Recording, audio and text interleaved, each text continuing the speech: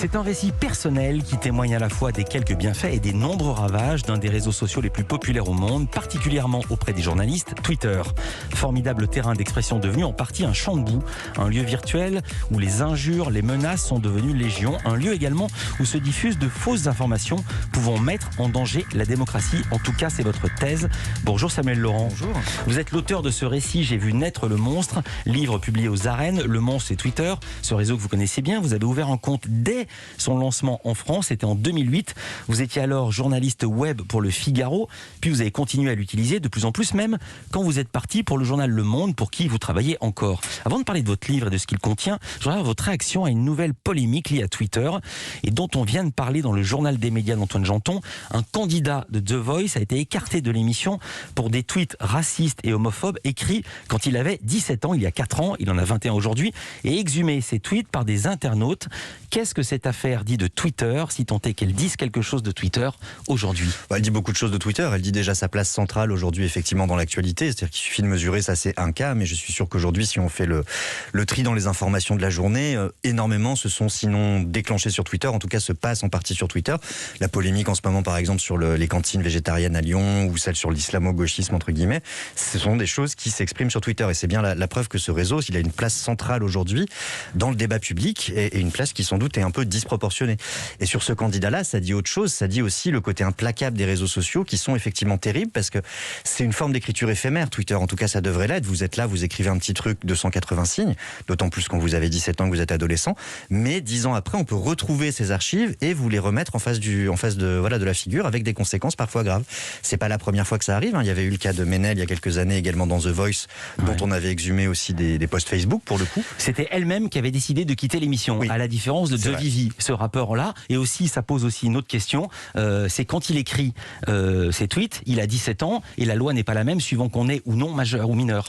Absolument. Après, c'est un choix de la production que moi j'aurais du mal à commenter, mais je trouve qu'effectivement c'est un peu problématique, surtout pour cette génération qui grandit avec les réseaux sociaux et qui du coup a des textes comme ça publiés en ligne très jeunes. Enfin, moi j'aurais pas forcément envie qu'on relise ce que j'ai pu écrire à 16 ou 17 ans. Je pense que ce serait pas terrible.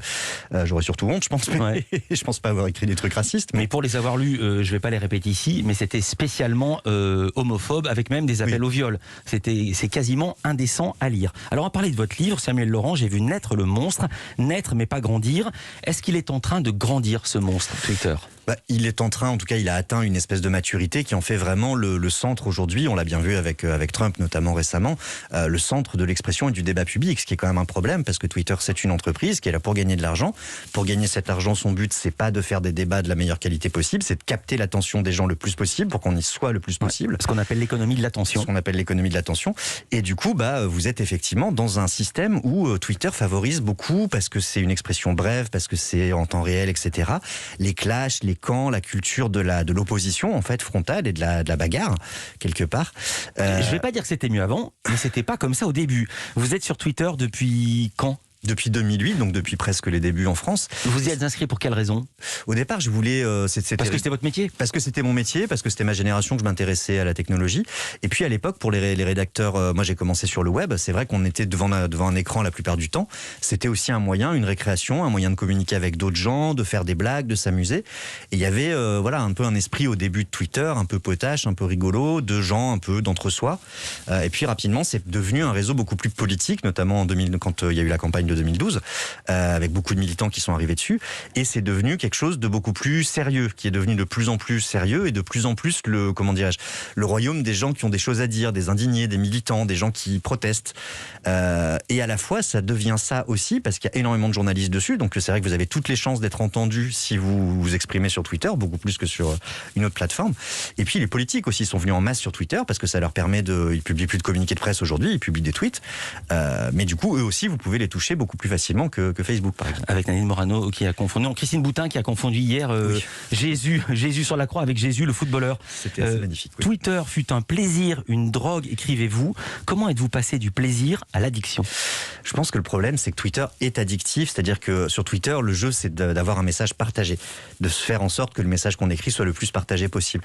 Donc c'est un petit jeu à chaque fois, de trouver un petit jeu de mots, une petite blague, une petite formule rigolote, et on est content quand on voit que son message est très partagé, on se dit ah super, j'ai fait un bon jeu de mots, j'ai fait une bonne blague. Vous, c'était quand ? Dès le début, vous êtes devenu accro ? Oui, dès le début quasiment. Après, Twitter, faut reconnaître que c'est un outil qui est assez intéressant, notamment pour des journalistes, parce que ça permet de faire une veille informationnelle quand même très efficace. Et puis, c'est un outil qui nous permettait, voilà, de briller, de sortir un peu du côté, quand on est journaliste web, on fait beaucoup de réécriture de dépêches, de choses qui sont pas très marrantes. Ça permettait aussi de faire des choses un peu plus rigolotes, de s'amuser, de donner son avis, sans doute trop d'ailleurs à l'époque, sur beaucoup de choses, sur l'actu qui se passait. Mais évidemment, si vous publiez ce livre, c'est que Twitter n'en est pas resté là. Sont apparus les insultes, les injures, les menaces. Vous avez dit, ça peut presque dater à la campagne présidentielle. Vous racontez les indignations, parfois individuelles, souvent collectives, sans que les utilisateurs en aient forcément conscience. Je vous cite, sur un réseau social, la meute, la foule, n'a jamais conscience qu'elle en est une. Est-ce que Twitter est conçu pour cela, pour accueillir, faire grandir ses colères, ses indignations ? Alors, est-ce qu'il est conçu pour ça au départ ? Je ne sais pas. En tout cas, il est devenu effectivement un vecteur de ça. Le grand classique, c'est que vous allez faire exister quelque chose à force de le détester. Et c'est-à-dire, vous allez chercher un tweet de quelqu'un qui dit quelque chose de choquant, et puis tout le monde va s'indigner. Mais du coup, tout le monde va propulser le tweet qui va être vu par de plus en plus de gens qui vont s'en indigner, etc., etc. Et ça fait boule de neige, et ça fait en fait apparaître aussi des épiphénomènes qui quelque part, finalement, on ferait mieux de les laisser dans leur coin. Et il serait vu par moins de monde que s'il y avait pas cette espèce de torrent qui accompagne ces indignations et qui souvent contribue à publiciser finalement ce dont on s'indigne. Le harcèlement, vous en parlez, quelques dizaines de messages d'injures en 2012 qu'on pouvait trouver ici et là, plusieurs milliers en 2019, soit par vague, soit au compte-gouttes. Est-ce qu'on peut s'en protéger ?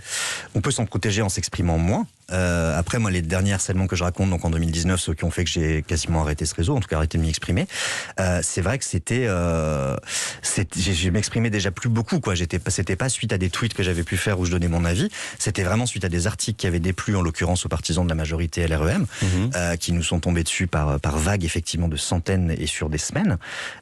Donc c'est un peu compliqué aujourd'hui, c'est-à-dire que s'en protéger, c'est soit quitter complètement Twitter ou vraiment arrêter sa présence, soit filtrer très fortement ce qu'on reçoit comme message, mais du coup on perd quand même beaucoup de l'intérêt du réseau.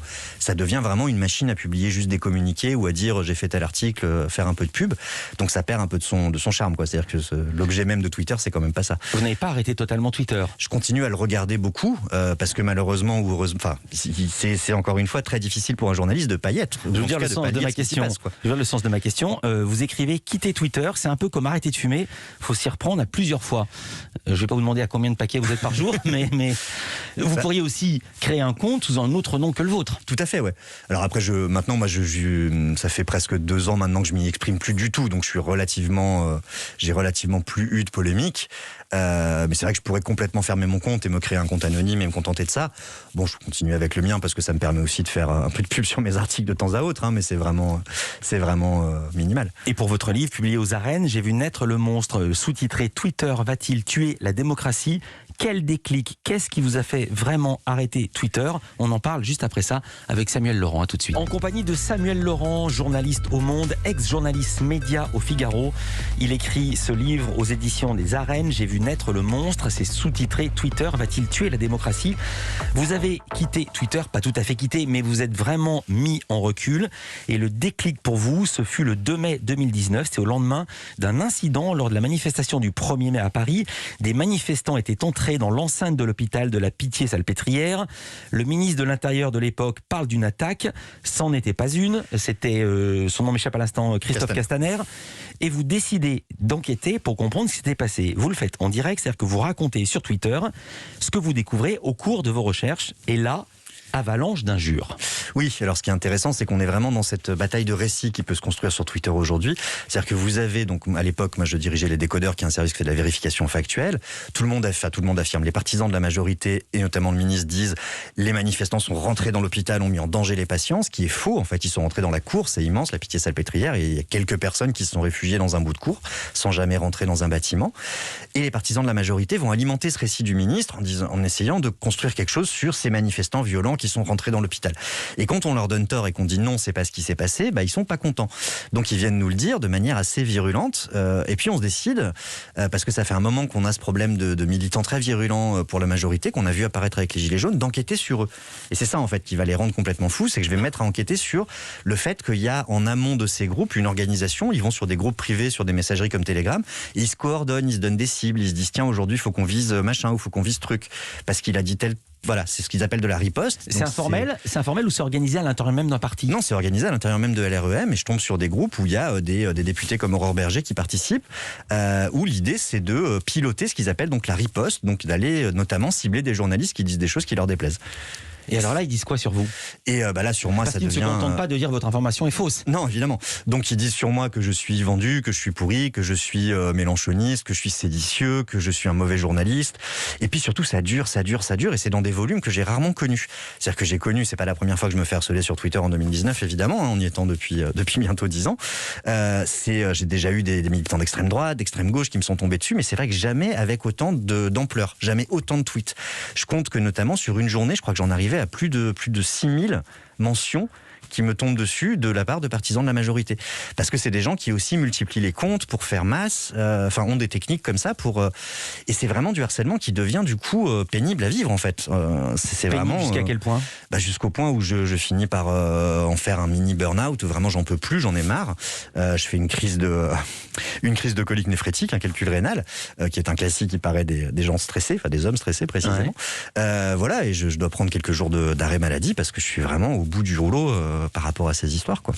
Et comment se fait-il que ce sont plutôt des gens sensés, vous venez de citer Aurore Berger qui est députée de La République, comment se fait-il que le déni, la preuve de ce que vous avancez ne suffisent pas à faire taire ce torrent de boue? Parce qu'aujourd'hui, je pense que c'est tout le problème quand on parle de post-vérité ou de crise de la vérité, c'est qu'effectivement aujourd'hui ce qu'on veut c'est plus la vérité, c'est imposer son récit. Je veux dire le sens de ma question. Oui. Ça je l'ai entendu beaucoup de fois, mais je pensais que c'était l'apanage des extrêmes. Je ne pensais pas que ce soit le parti majoritaire à qui on puisse reprocher la même chose qu'à l'extrême droite ou à l'extrême gauche. Je pense qu'il y a une forme de course aux armements, c'est-à-dire que si les autres le font, vous êtes obligés vous aussi d'avoir votre armée de militants finalement et de rentrer dans cette bataille de récit, et je pense qu'il y a une peur de la perdre. Là en l'occurrence c'était face aux gilets jaunes, il fallait faire quelque chose pour la bataille de l'opinion on va dire, et donc cette bataille elle passait notamment par avoir sur les réseaux sociaux une armée de partisans. Ce que j'ai découvert dans mon enquête, c'est qu'il y avait énormément de comptes qui se sont créés au moment des gilets jaunes, un mois après, ou alors qui tweetaient plus du tout et qui se sont remis à tweeter, et qui d'un coup se mettent à tweeter frénétiquement pendant des mois et des mois sur un seul sujet qui est tapé sur les gilets jaunes, comme des sourds, ce qui montre bien qu'il y a vraiment une forme d'instrumentalisation.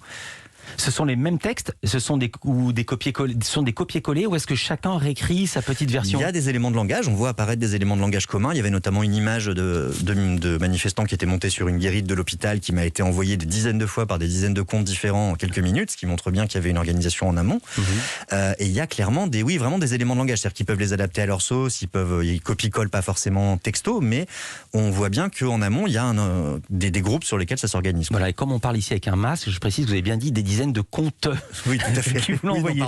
Non, vous avez bien prononcé, mais je voulais la précision est nécessaire. Qu'on ne refasse pas naître une nouvelle polémique qui n'aurait pas lieu d'être. Je voudrais vous faire écouter le témoignage d'un journaliste comme vous, il s'appelle Sylvain Lapoix. C'est lui qui, le soir des attentats du 13 novembre 2015, a lancé sur Twitter le mot dièse porte ouverte ou le hashtag porte ouverte pour que des gens puissent trouver refuge dans le quartier de Paris où les attaques étaient menées. Pourquoi je le montre? Parce qu'il peut y avoir un usage plus modéré de Twitter.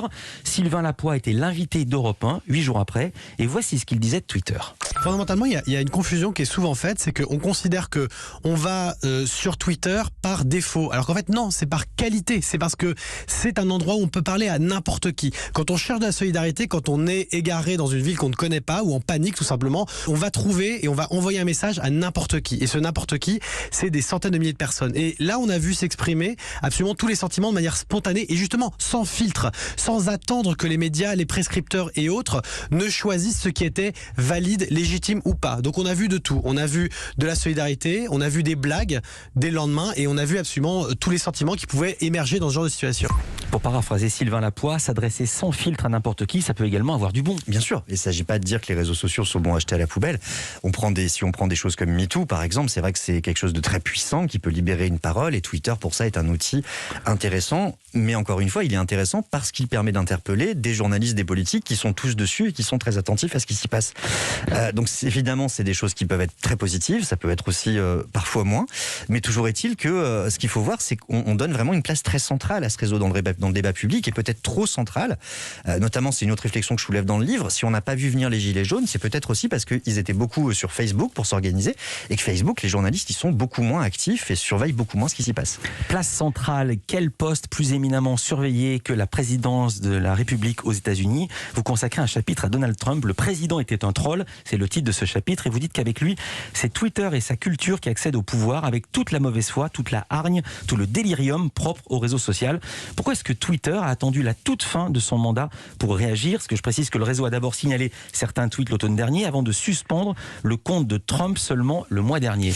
Parce que Twitter, comme beaucoup de réseaux sociaux, mais c'est particulièrement vrai pour lui, n'a jamais voulu prendre en compte cette question de la modération. Il n'a jamais voulu dire qu'il était un éditeur, c'est-à-dire qu'il avait le devoir de veiller à la qualité de ce qu'il n'a jamais voulu jusqu'à la toute fin. Voilà, jusqu'à la toute fin, où finalement ils l'ont fait de manière assez brutale, sans qu'on comprenne d'ailleurs trop pourquoi à ce moment-là. Alors il y avait eu les événements du Capitole, mais effectivement, comme vous le disiez, ils signalaient depuis des mois ces tweets comme faux. Pourquoi ils n'ont pas pu faire une riposte plus graduée? Pourquoi ils n'ont pas réfléchi? Pourquoi ils n'ont pas contacté la Maison-Blanche? Enfin, on ne sait pas vraiment, et c'est tout le problème de ces réseaux, c'est qu'effectivement, ça se décide dans le secret d'un bureau quelque part en Californie, et vous, sans qu'on comprenne. Et vous en pensez quoi? Est-ce qu'il faut faire le ménage? Est-ce que c'est à Twitter de faire le ménage, ou est-ce que c'est aux démocraties? On arrive au sous-titre et au cœur de votre enquête et de votre réflexion. C'est, je pense, la grande question, c'est qu'aujourd'hui, il y a un rapport de force qui doit se jouer entre États et GAFAM. En ce moment, c'est le cas en Australie, où vous avez Facebook qui est dans un bras de fer avec la presse australienne, qu'il est en train de perdre d'ailleurs, Facebook, puisque donc Facebook avait dit qu'il supprimait qu'il empêchait les journalistes de publier des choses sur sa plateforme, et puis finalement Facebook est en train de revenir sur sa décision. Mais c'est vrai qu'on est aujourd'hui on a privatisé ces espaces publics au profit d'entreprises dont le but, encore une fois, n'est pas de créer un débat public sain, il est de maximiser des profits. Votre livre est sous-titré « Twitter va-t-il tuer la démocratie ?» Est-ce que c'est une question rhétorique, ou est-ce que le risque, selon vous, est bien réel? Je trouve qu'en tout cas, il l'a déjà changé, il en a déjà changé le visage, alors pour le meilleur ou pour le pire, on évoquait MeToo qui est plutôt le meilleur, et puis Trump c'est peut-être le pire.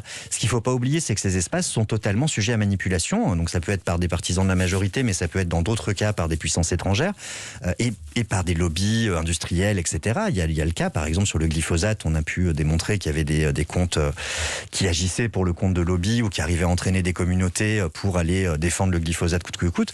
Donc ça pose quand même cette question de la sincérité des débats sur ces réseaux. D'un mot, vous êtes inquiet pour l'élection de 2022? Oui, parce que je pense que Twitter va jouer un grand rôle là-dedans, et que de manière générale, la désinformation et le complotisme sont des choses qui sont vraiment en train de monter, qui risquent de pas redescendre d'ici 2022, et je crains qu'on soit beaucoup dans cette rhétorique-là. Ouais. Merci beaucoup Samuel Laurent. J'ai vu naître le monstre. Twitter va-t-il tuer la démocratie? C'est publié par les éditions Les Arènes. Merci d'avoir été avec nous en direct. Dans un instant.